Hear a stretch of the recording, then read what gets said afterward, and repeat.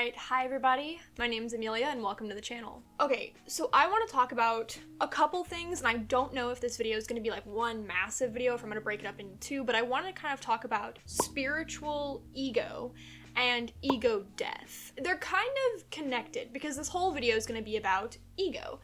And the reason for this is because as I continue my exploration, I know I'm like dragging you guys along with me at this point. As I continue my exploration of spiritual, I guess my spiritual journey, really, and my little deep dive into consciousness and different religions and all of that, I'm finding a lot of content about the ego, and some of it's good, some of it's bad. I have a lot of opinions, you guys know me, very opinionated. But I wanted to kind of go on some miniature rants because there are some things that I think are toxic in the spiritual community. And I know. Like, I talk about toxic spirituality a lot, but to be honest, I see so many, I don't want to call them flaws, but I see so many things that just kind of, I don't know, I keep wanting to say grind my gears. I feel like I say it all the time. But just stuff that really rubs me the wrong way, that makes me kind of annoyed when I see it, and it really pains me to see certain ideologies spread that can be kind of toxic. So anyway, without further ado, let's go ahead and jump in and let's just get talking about this ego stuff. Okay, so first I want to ask the question, what is spiritual ego?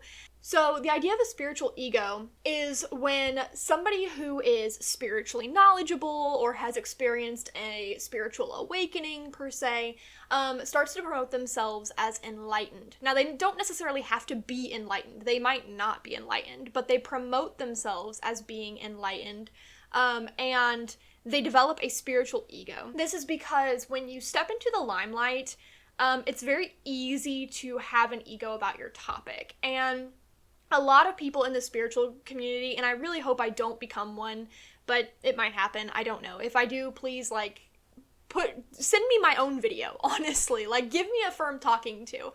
But it happens when people in the spiritual community start to promote themselves as being awake, enlightened, aware, and they may or may not actually be enlightened. And they might be promoting things that don't make sense for an enlightened person. For example, they might promote revenge or something, or vengeance, and I don't necessarily think that that is something that a spiritually enlightened person would promote, okay? Kind of thinking like Avatar: The Last Airbender here, and the whole chakra system that they have in one of the episodes, and they talk about letting go of grief and letting go of fear and stuff like that. If somebody's promoting grief, fear, revenge, just negative emotions, I am wary of them. There's also this habit for spiritual gurus and spiritual leaders to believe that they are better than everyone else because of their awareness or awakening. And I think this is where the spiritual ego is really, really prominent. So it's not just someone misleading or using their own ego or whatever to promote things that are not really spiritually enlightened of them in a way, but it's also people who think that because they have been given this spiritual understanding and they have been awakened to what reality really is, they think they're better than everybody else. And I really, really don't like seeing this. And I can see it in a lot of spiritual people that I follow, where they kind of have this ego, where they literally think that they are superior than others. And I will get into a whole thing later on in this video because that's a whole rant on its own. The last thing that spiritual ego can also reference is somebody who is motivated on their own personal gain rather than on teaching others. This definition I actually found online, I can't remember where, but I saw it and I was like, yes, that's it. And I will say there is some personal gain for me when I talk about spirituality. Obviously, I opened this video talking about my spiritual journey and the fact that I'm kind of bringing you guys along with me.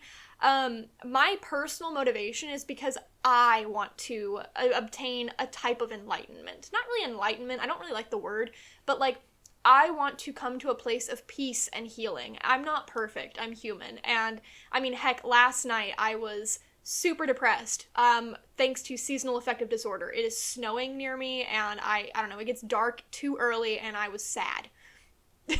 But anyway, the thing is, I'm human, and I am also chasing this idea of peace and happiness and love and light, but not totally love and light. Like, obviously, I'm a Scorpio by nature. I love to dive into my shadows and really address my darkness, but the thing is that my personal gain is that's my goal. That is what I want. But I do see a lot of people who are in the spiritual community who kind of have a different motivation. It could be financial, it could be that they want to be a leader, that they want to be a person in power, they want influence. I mean, there's so many things that people could want, but I think the problem is they get detached from their initial why, their initial purpose.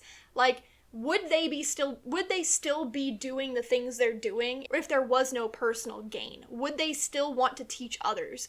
Did they even want to teach others to begin with, or was this all for them? Was this a personal motivation? And obviously there has to be some personal motivation, but I think, I don't know.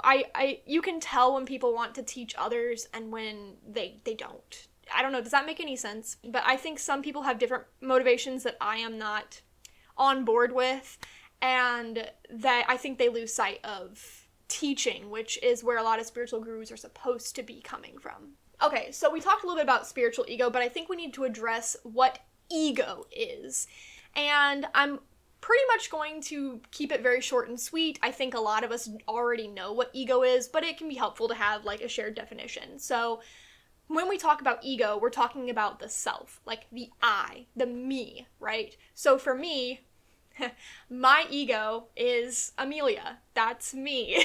And my ego is wrapped up in all of my beliefs, my thoughts, my memories, my feelings, and just like things I associate with Amelia. Or my nickname, Melly. That's my nickname. But if I think of me, I might think of the color purple. It's my favorite color. I might think of that I'm a cat lover, that I love tarot. A lot of people consider me witchy. I love suns and moons. I put that in like all my outfits if I can.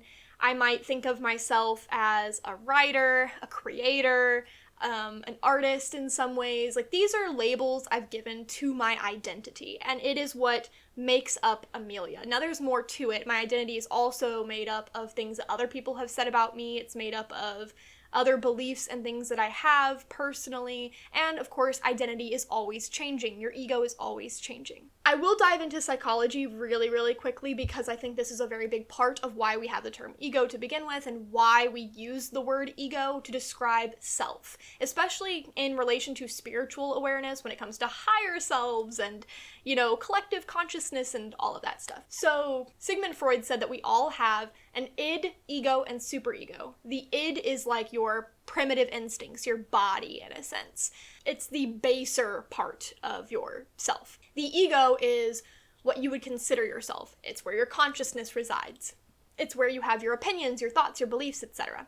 And the superego is your higher self, which sort of transcends yourself. Your ego, yourself, is the bridge between this material world and your higher self. And after a lot of channeling experiences, I completely agree with this. Carl Jung, on the other hand, says the self is made up of the ego, the collective conscious, and the unconscious mind.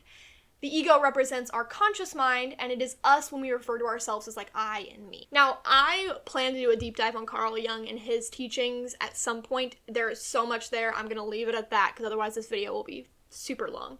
But I think that what's important is to note that a lot of psychologists, and again, spiritual people like around the world, everybody kind of uses the term ego to describe your sense of self right now, the person who your name is attached to, for example. Okay, now to touch base and go back to what I was talking about earlier with spiritual people who have an ego problem. This is what we call the spiritual ego. And there's more to the spiritual ego. It's more multi-layered than this, but I do want to come back to people that have spiritual people in particular that have an ego problem.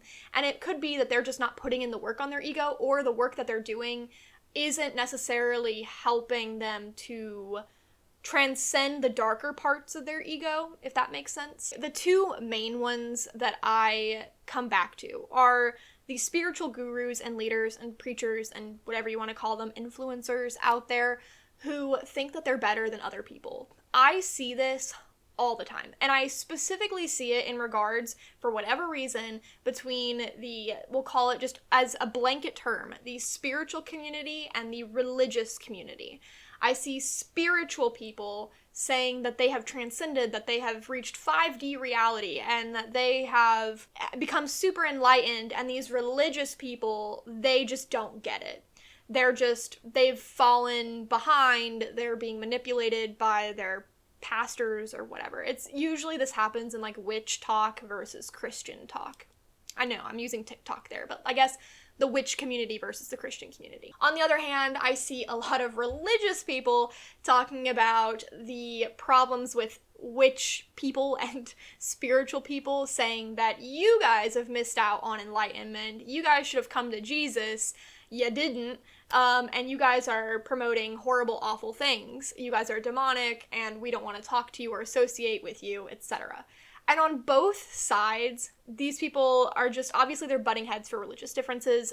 That's happened throughout all of human history. Funny enough, we all can't agree on things. We all have our opinion.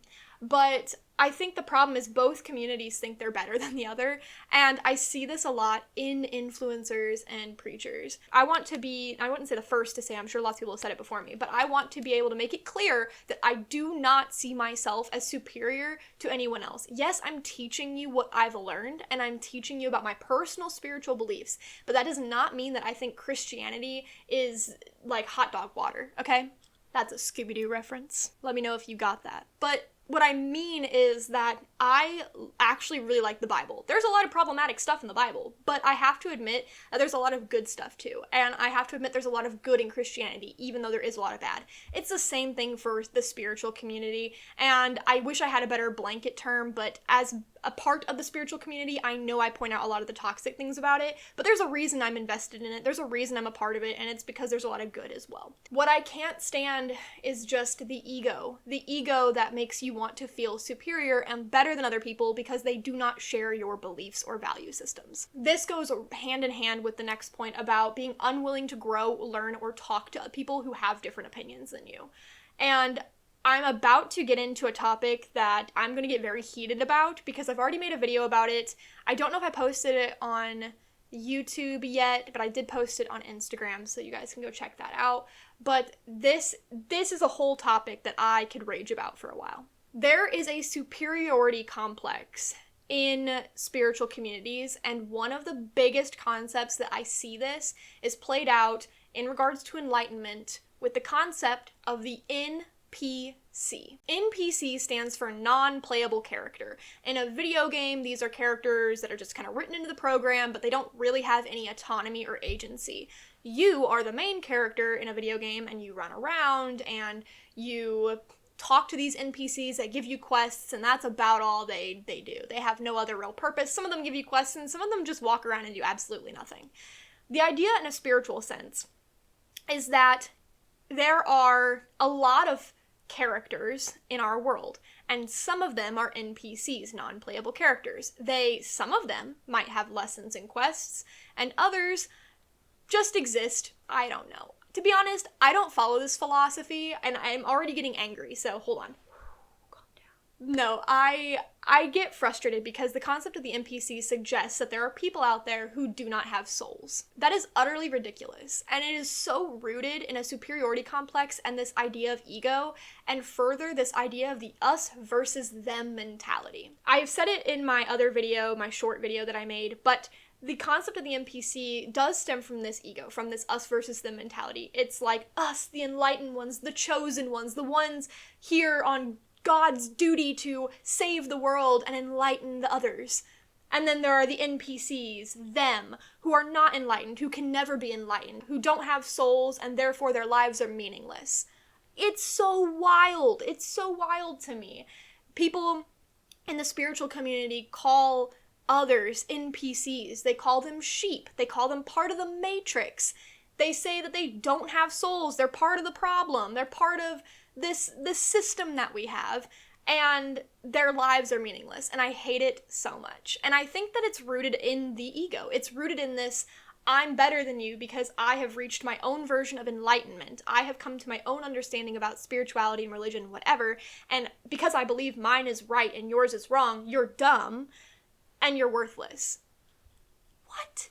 I don't like it. It's an us versus them. That is how all of humanity has ever been and probably ever will be. It's always going to be this us versus them, unfortunately. There are a lot of religions. In fact, I would argue that most religions say that we should love your neighbor and that we are all the same, that we are all humans. We are all under this umbrella of humanity and that we are all connected. This interconnectedness, this universal oneness permeates every culture in some capacity. But there is still this us versus them idea. There's a separation, and it's frustrating. It exists. We can see it in wars across the world and in religious differences across the world. There are some that I wish I could talk about, but, you know, that can get you in trouble, right?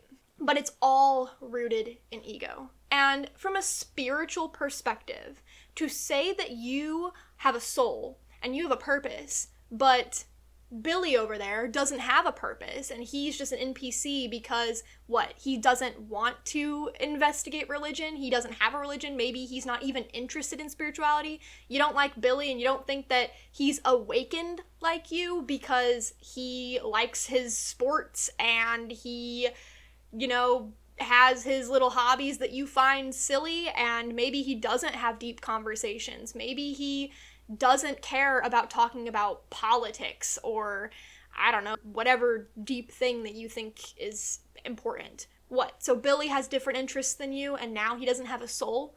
Billy isn't interested in a spiritual journey, so he doesn't have a soul? What are you talking about? After my own channeling sessions, I want to say with complete certainty, at least for me, my own opinion here, with complete certainty, I think everyone has a soul. Whether or not they agree with you, whether or not you guys share beliefs and opinions and whatever, it doesn't matter. I know it's hard for some people to believe someone, like an evil person, has a soul. Like somebody who is a mass murderer or something, I don't know. Like you might struggle to think that they have a soul because you can't understand their logic or where they're coming from. How could they have no empathy and compassion? But they still have a soul. They do. I think universal consciousness, universal oneness, whatever you want to call it, does not care whether you are spiritually enlightened, spiritually inclined. It doesn't care if you like one thing over another, if you follow this religion or that one. It doesn't care if you are good or not. And I know we can do a whole video on morality, the morality of God or like consciousness if you want. But from my experience, consciousness only cares about experience. That is the point. The whole point is that we have our own unique experiences and we continue to do so. That is it. It just wants experience. And it's an experience to be different. If we are all the same, there is no unique experience. I do want to point out that I understand this logic of the us versus them because I was there. I followed spiritual teachers and influencers, whatever you want to call them. I followed them and I believed them when they said they were NPCs. I met people in my life who feel like the definition of an NPC. I have a friend who cannot hold deep conversations and everything is very surface level. This friend does not explore religion, does not explore any like deep topics. It's a very, very surface level relationship. And this person's hobbies feel very surface level to me. And guess what? For a while, I wondered, is this person an NPC? I actually believed that. And I'm so not mad at myself because how could I know better, right? But I am so thankful, so grateful that I've had the experiences that I've had, that I've been able to awaken in some ways. And I've realized, you know what? This is a person. This is a whole human being with a soul, with their own ideas, their own thoughts. Who am I to judge and say that they don't have one, that they're an NPC? That's ridiculous. So I understand that us versus them, the we, the enlightened ones, but it comes from this place of wanting to be special. It comes from this place of your ego wanting to be better than everyone else. And I just find it extremely toxic. It's extremely toxic, and I don't support it like in any capacity, and I don't think, at least for the people that I can talk to, whoever you are, if you're listening, I highly recommend not avoiding creators based on this, but maybe pushing back, maybe thinking a little bit about what they're actually saying when they say that they are enlightened or awake and everyone else is asleep or sheep. Think about it. Because there is a type of awakenness, awareness, enlightenment. We're struggling with words here, but there is that exists, but that doesn't mean that someone is less of a human or that they don't have a soul because they are not awake and aware. I hope that makes sense. So lastly, I want to talk about the ego death and spirituality. Now, the ego death kind of goes along the same vein. I know, I jumped from NPCs to ego death, but because we're talking about ego, I thought this was an important thing to cover. And the term ego death comes from a 1960s book by Timothy Leary called The Psychedelic Experience. And he used it to describe the loss of sense of self, or the merging of yourself to divine oneness, the interconnectedness of everyone and everything that is.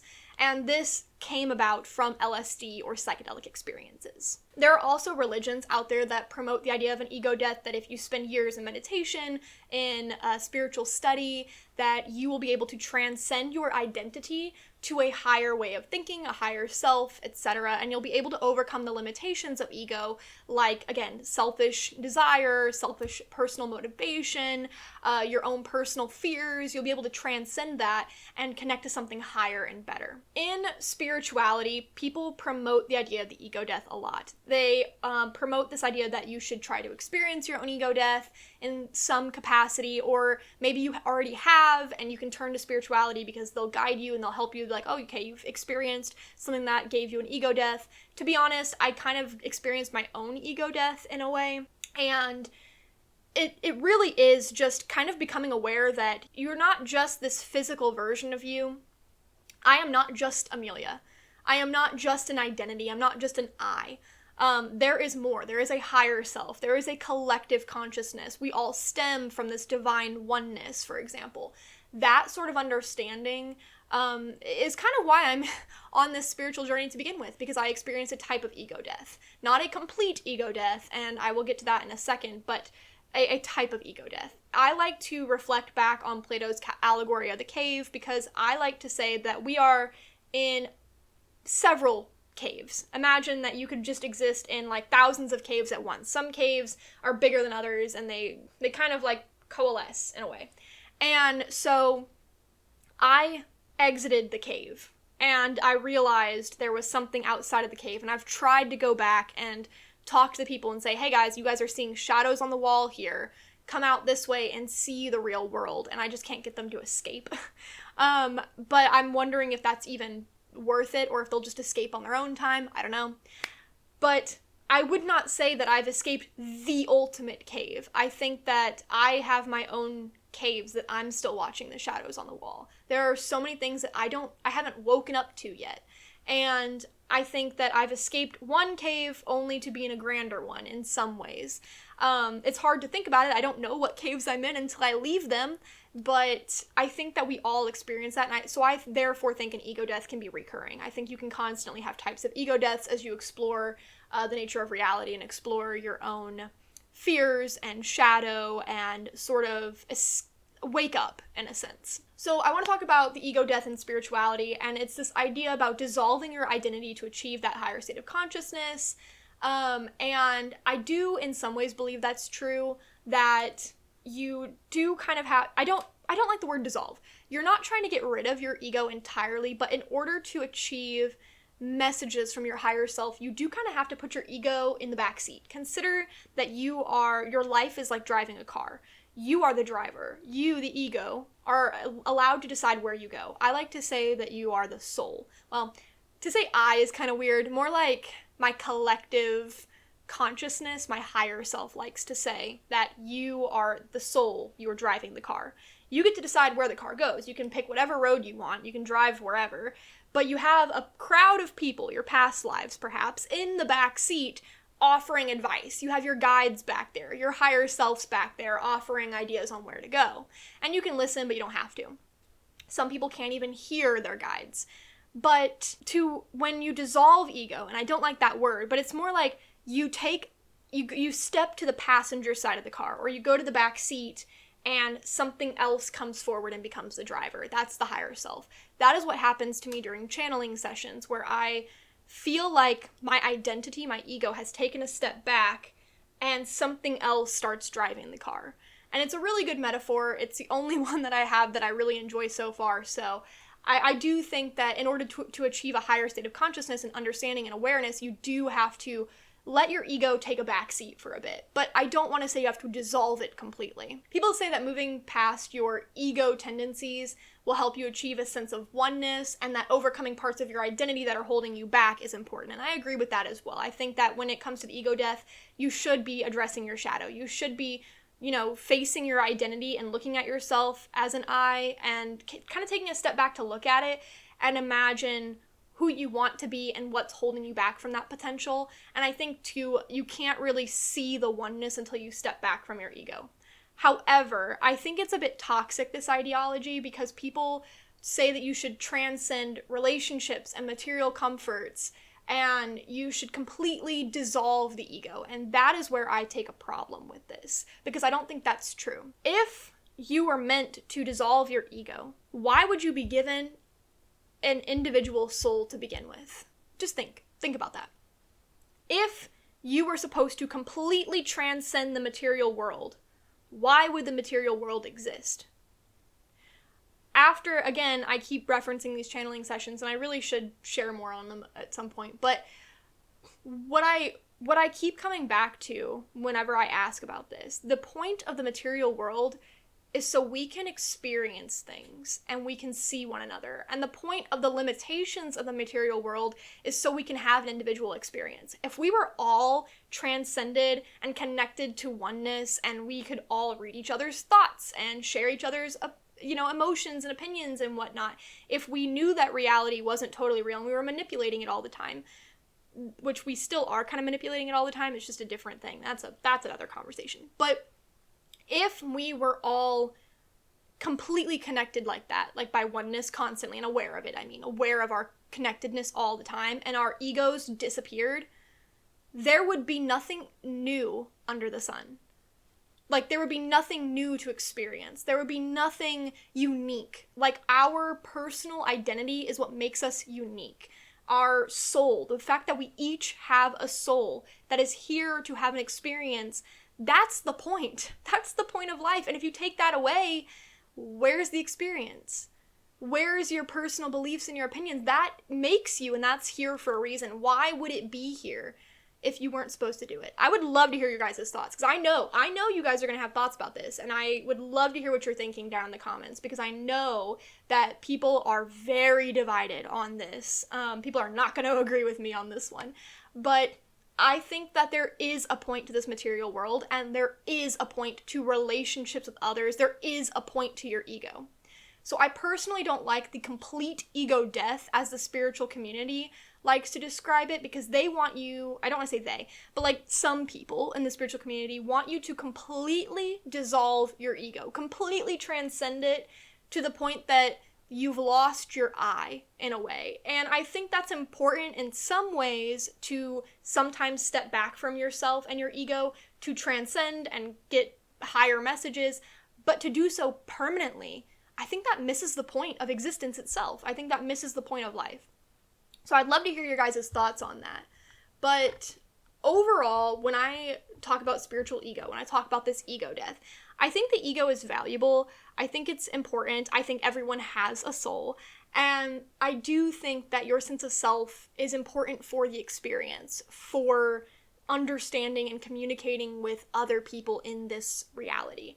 I do think that there are a lot of spiritual gurus out there who are kind of toxic, who are, promoting their spiritual stuff because it comes from a place of ego, of selfishness almost, of personal motivation. And I think that in some ways I wish they would transcend out of that. But I don't know. There were a lot of topics discussed in this video. I know it's a little messy, but I really did want to just talk about ego and spiritual ego. So again, if you guys have any questions, if you have any comments, please leave them down below. I would love to see your guys' discussions and to just have a conversation with you, honestly. And let me know if you want a video on the morality of universal consciousness or God, or if you want a video on Carl Jung or Plato's Allegory of the Cave. I would love to talk about those things. But anyway, that is all I have for you guys today. So thank you so much for watching, and until next time, I will catch you later.